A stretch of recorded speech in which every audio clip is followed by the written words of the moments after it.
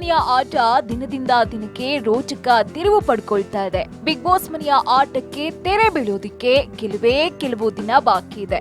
ಇದೀಗ ದೊಡ್ಡ ಮನೆಯಲ್ಲಿ ಫ್ಯಾಮಿಲಿ ರೌಂಡ್ ಶುರುವಾಗಿರೋದ್ರಿಂದ ಮನೆಗೆ ವಿನಯ್ ಮುದ್ದಿನ ಮಡದಿ ಅಕ್ಷತಾ ಆಗಮಿಸಿದ್ದಾರೆ. ಪತ್ನಿ ಜೊತೆ ಮಸ್ತ್ ಆಗಿ ವಿನಯ್ ರೊಮ್ಯಾನ್ಸ್ ಮಾಡಿದ್ದಾರೆ. ಅಷ್ಟೇ ಅಲ್ಲ, ಸಂಗೀತಾ ಜೊತೆ ಅಕ್ಷತಾ ಗೌಡ ಮಾತುಕತೆ ಕೂಡ ನಡೆಸಿದ್ದಾರೆ. ಎಸ್, ಈಗಾಗಲೇ ಮನೆಗೆ ತುಕಾಲಿ ಸಂತು ಹೆಂಡತಿ, ನಮ್ರತಾ ತಾಯಿ, ವರ್ತೂರ್ ತಾಯಿ, ಕಾರ್ತಿಕ್ ಅಮ್ಮ, ಸಂಗೀತ ಕುಟುಂಬ ಸೇರಿದಂತೆ ಅನೇಕರು ಬಂದು ಸ್ಪರ್ಧಿಗಳ ಮುಖದಲ್ಲಿ ಮಂದಹಾಸ ಮೂಡಿಸಿದ್ದಾರೆ. ಅಕ್ಷತಾ ಮತ್ತು ರಿಷಿ ಆಗಮನ ಆಗಿದೆ. ಹೆಂಡತಿ ಬರ್ತಾ ಇದ್ದಂತೆ ವಿನಯ್ ಹಿರಿ ಹಿಗ್ಗಿದ್ದಾರೆ. ವಿನಯ್ ಪತ್ನಿ ರಾತ್ರಿ ಎಂಟ್ರಿ ಕೊಟ್ಟಿದ್ದಾರೆ. ವಿನಯ್ ನಿದ್ದೆ ಮಾಡ್ತಿದ್ದಾಗ ಅಕ್ಷತಾ ಬಂದು ಬಿಗ್ ಸರ್ಪ್ರೈಸ್ ಕೊಟ್ಟಿದ್ದಾರೆ.